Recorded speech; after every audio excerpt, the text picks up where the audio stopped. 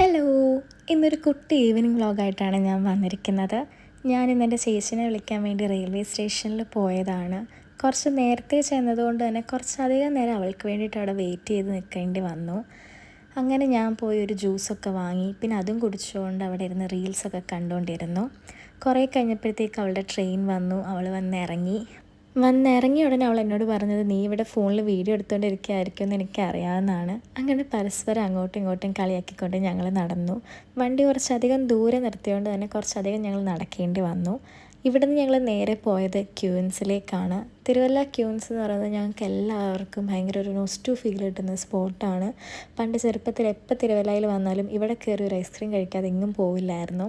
ഇവിടെ എൻ്റെ ഫേവററ്റാണ് ഈ കാണുന്ന ക്യൂൻ സ്പെഷ്യൽ. അത് കഴിച്ചിട്ട് ഞങ്ങൾ പോയത് സ്പൈസസ് കഫറ്റീരിയയിലേക്കാണ്. അവിടെ നിന്ന് ഒരു റോൾ ഷവർമയും കഴിച്ചു. അടിപൊളി ഷവർമയായിരുന്നു. എന്നിട്ട് ഞങ്ങൾ നേരെ വീട്ടിലേക്ക് പോയി.